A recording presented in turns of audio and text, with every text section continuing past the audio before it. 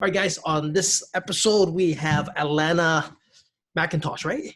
Yes, Alana McIntosh. Alana McIntosh. So she is a realtor in New York City, Yes. commercial and residential, and you've been doing it for a decade now? Yeah, close to a decade, sure. Close to a decade. So are Yeah. you more commercial? Are you more residential? What's the mixture here? There's a balance. I would say it's 50-50. Yeah. I mean, I've sold residential and commercial. I've done What do you leasing, like selling? I commercial. guess that's the main question then. What do I like selling? Yes. Whatever my clients are willing to buy. Just a hustler. I like that.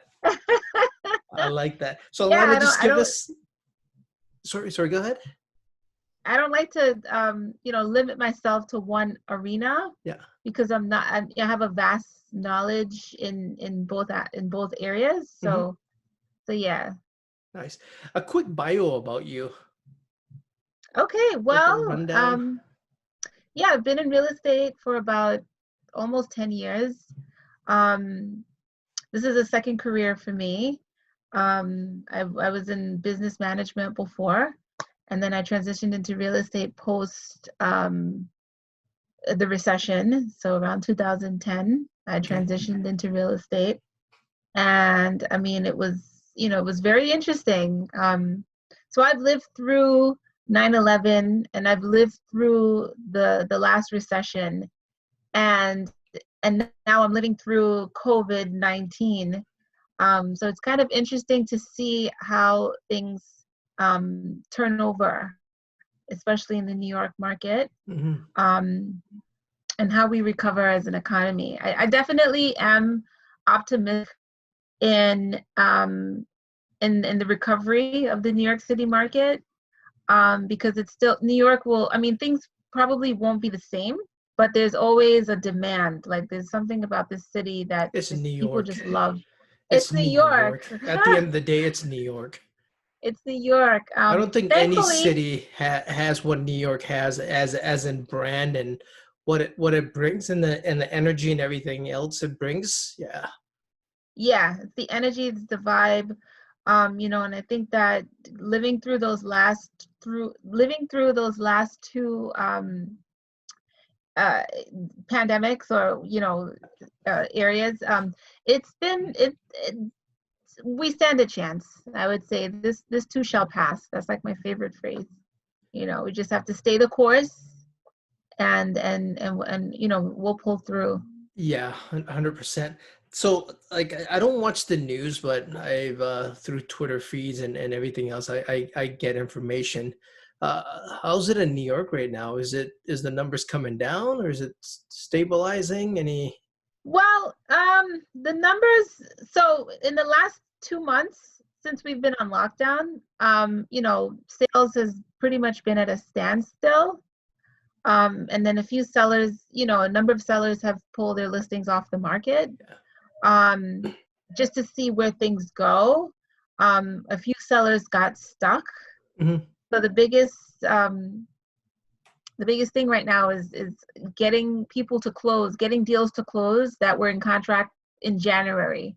So the January deals are like in a standstill because the banks are reviewing all the deals. A lot of the lending terms have changed. And so that's where we're seeing a little bit of the hiccup in this second quarter. I was talking to a realtor locally here. They said another problem that they're having is things are closing, but movers aren't coming in. So they're having a hard time getting the clients to move from one house to another because the movers aren't there. Okay. Right? Well, in New York, it's a little different. So here we have a surplus of buyers. So it's a strong buyer's market right now. Mm-hmm. And so buyers can get a really good deal, the ones that qualify. And, people are looking. It's just that with this, this order, the stay in place order right now, we're not allowed to show.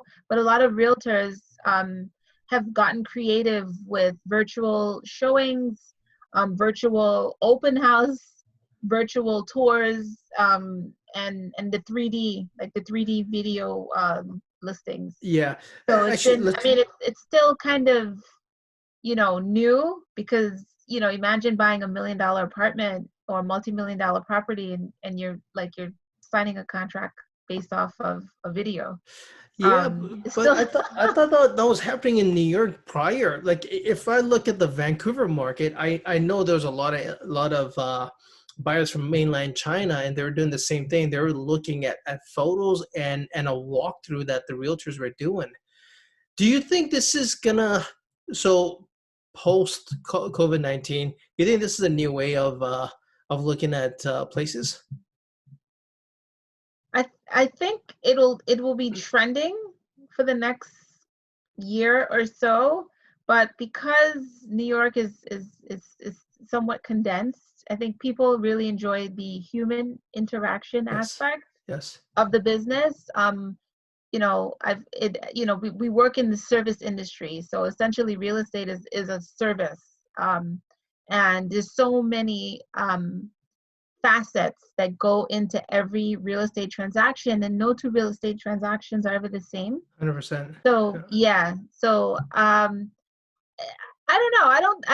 I think I don't know. Things are changing. It's hard to predict right now what will be the new norm.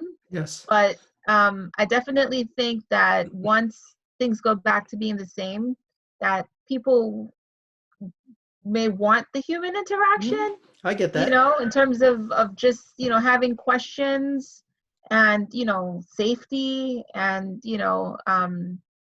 just having that one-on-one, that personable, because, people, they tend to talk about other things. Sometimes you're the therapist, you're the financial planner, you're the trusted advisor. So, or you're the family realtor. So there's that aspect of it. Yeah, I think like if I'm in the market now, I think instead of going to 10 houses, I would want the realtor or whoever it is to have some type of 3D walkthrough, like Google has for streets, right? Do the same thing through the house. And you're sitting there, you're looking through 3, 4, 10, whatever it is, and like, okay, this one here on 555 Main Street, I want to actually go and see. But I know how it looks inside. That's not my concern now. My thing now is I want to know more about the neighborhood, the walkthrough, That's the who the thing, and neighbors that's are, that kind of right. stuff. Yeah. And so that's where this I think that's where the issue will come up with this 3D virtual tour. Yeah, I like It, it. I think I think I'll definitely catch on, and more people will be watching that.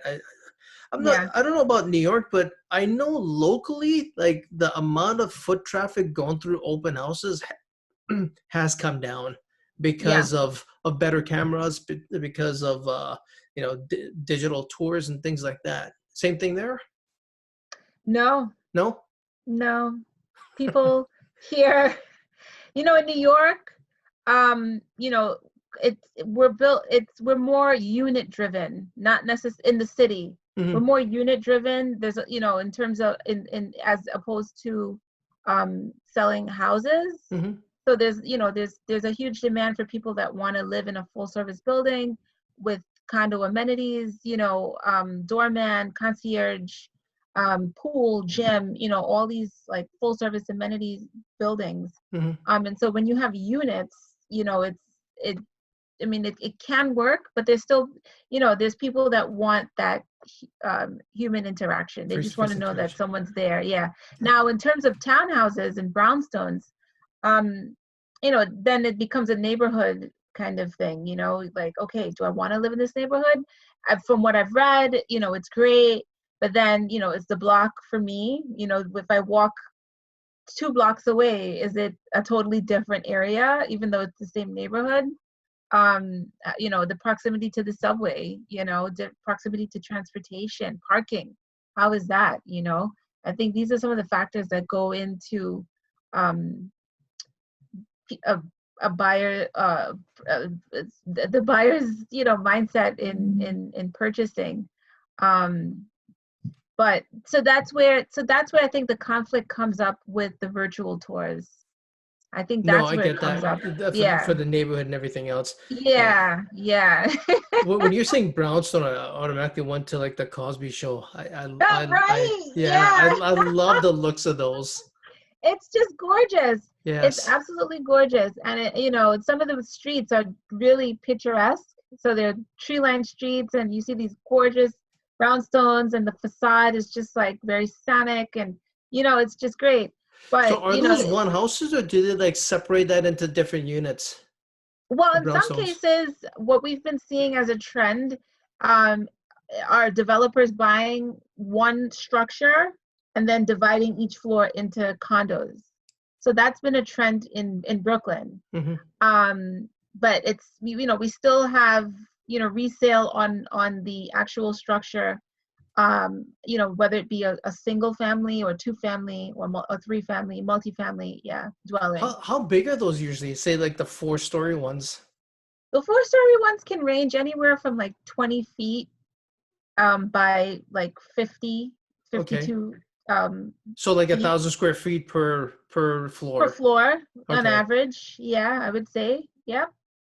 That's a decent size, 4 floors, right? Especially in New York, or even well, Well, in New Brooklyn. York, if you Yeah, have and then it's definitely, you're able to live in 1,000, any dwelling, over 1,000 square feet. That's like big bucks. prime. Yeah, Yeah, exactly. Big that's bucks. prime. So what do you think of commercial? How do you think this is going to affect commercial market when the market Yeah.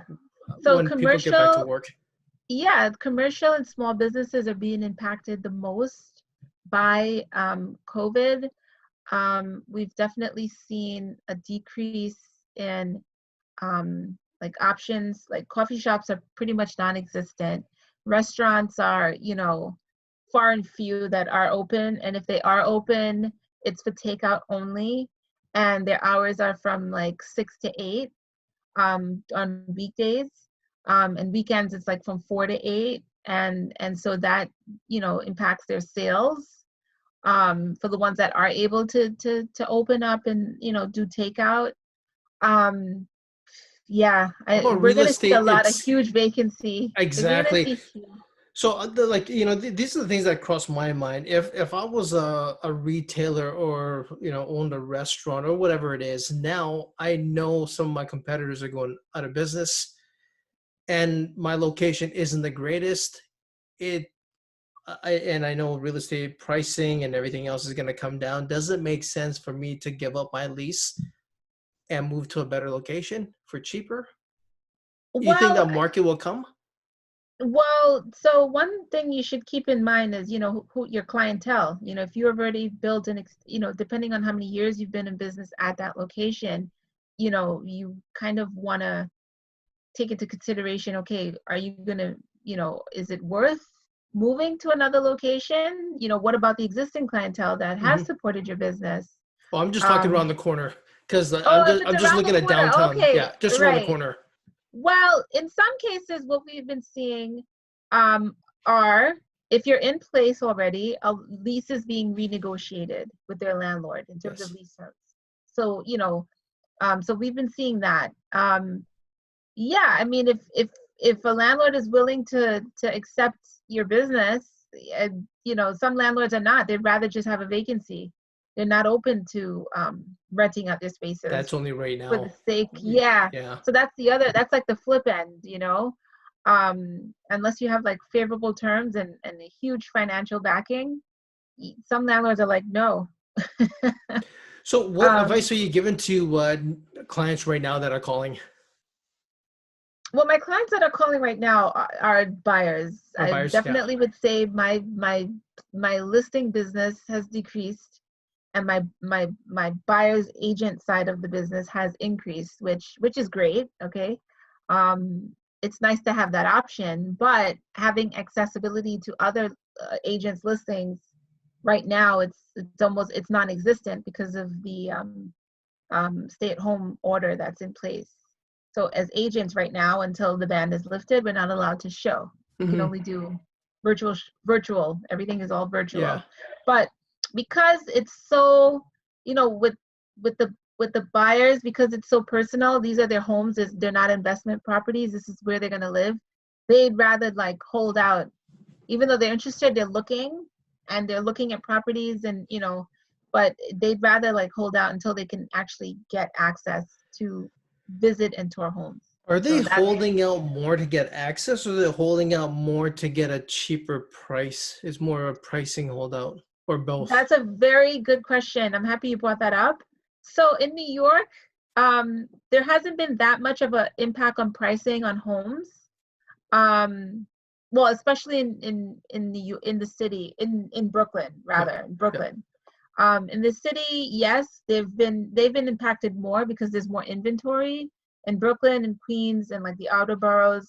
We don't have that much inventory, Hmm. and generally, most of the buyers that are qualified in a certain price point, so they know, okay, well, these are my options in this range. And so, you know, no prices. I mean, for the most part, most buyers, if they have to put at least 10 to 20% down, they have to have at least 6 to 8 months in reserve. Some sellers may do a 5% you know Down decrease payment. on Oh, the their decrease. price, Okay, but got it. Yeah. nothing major. Yeah, nothing.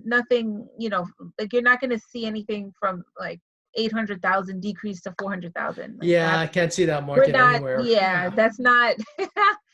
At least we don't foresee that. Yeah, But 10 to there are 15, people 15 to 20%. Yeah, but 100% drop on pricing, on or pricing. 50% No, is going to and be any hard. yeah. So generally, anything from like 600,000 to like 1.1 million has the prices have remained steady. Anything over that from like 1.3 to like 2 million, we've been seeing some softening in the market. Definitely those buyers are looking for deals and like the best deals, but nothing, we haven't seen price drops, What's your significant advice price to drops. investors right now? If the investors are buying To and they're buying, looking to yeah. get in the game, I Yeah. would definitely say now is the best time. Okay. Sometimes, even though we haven't seen the physical price drop, if they're able to see the property and know like, okay, this meets the requirement of what they're looking to invest in, negotiations are key right now. So it's Yes. important to have a skilled broker that can negotiate on their behalf Hmm. with the seller or the seller's agent, because there are some There's deals out there. factors. Yeah, like Yeah. if someone has been impacted by COVID, or if they've experienced divorce, or if they're just moving, they're leaving out of the city and they're going to the suburbs, they're going to want to sell. So yeah, That it's was a big definitely. part. That was a big part of New York, right? Most of the people, they were giving up their apartments, or they were taking off to their Hamptons home, and everywhere else. Yeah, or they're just leaving, they're going upstate, they're going to New Jersey, Are they like they're. physically moving, like for a Yes. long time, or just not physically? Sorry, it's gonna be physically moving, but are they like for the short term or for the long term? They just gave up their place and I'm out of here now.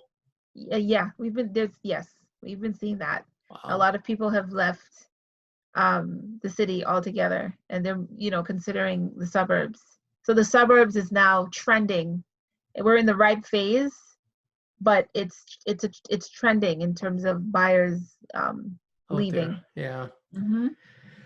Crazy, crazy. Any advice for the new home buyers, or the new businesses that are taking off, and they need place to grow? And is it a time to buy, or is it time to lease on both sides, Well, residential and commercial? in terms of buyers, if they're buying, now is a great time to buy. Now in the next 6 months, it's going to be ideal. We don't know what's going to happen. It is an election year. Rates are still historically low, and they're the lowest it's been in forever. Hmm. So there's still favorable terms for people that have the ability to purchase. Hmm. For people that are looking to lease, um, again, it varies, depending on the type of business and the landlords. Some landlords are just not renting. They'd rather have a vacancy than to have a tenant in place. which So, which doesn't make sense unless the building is paid for. well, in New York, the landlord tenant laws are, pretty strict. Okay. And so they're not very favorable for landlords to a certain extent. Got it. Um, so It's hard some being a landlords, landlord, huh? it's interesting. It's interesting. But like any other business, there's risk and there's reward. Yeah. So it's all about riding that wave, it comes with the territory. It comes with the territory. You just have to like hope for the best and just hope that you get through the times, the good times, the bad times. Exactly. But anybody looking to open a business, I would say have a solid plan, like a solid business plan. Make sure that you analyze the risk and the environmental factors and the economical factors. Because if you're opening a business, let's say in an emerging neighborhood where their ability to have disposable income to do takeout has now gone, people are saving more, or they're allocating that money to something else, that is going to impact your business significantly if you're in the restaurant, or so if you're in that service business. So that you definitely should do a lot of research and have a solid plan, and watch the market, because that's going to have a major impact. Yeah. Watch your local market is the main thing, not worldwide news or national news. See what's going on in your own Neighborhood. neighborhood, exactly, in that small radius that you live in, or where your Right. business is. That's what it comes down to. Yeah. Alana, thank you very much for having us, for you Thank coming on to the show, you. not having us, but we will have your links on the bottom here, and anyone needs to contact you in NYC, they can reach out to you, Yes. and go from there. Any last words for us?